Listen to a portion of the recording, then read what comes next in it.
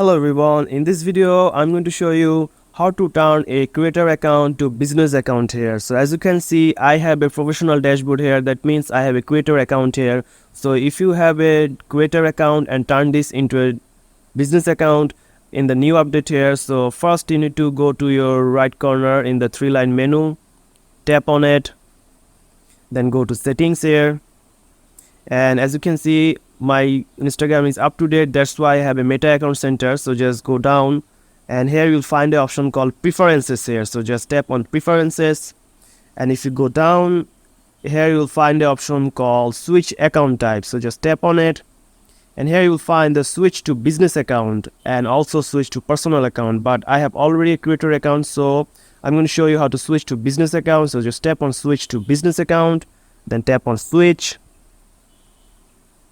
and it's going to load up, and as you can see, switch to business account here. So if I go back to my profile here, and now my account is now turned into a business mode in the business account, switch back to the creator account. So if you found this video helpful, please subscribe to this channel, and thank you for watching.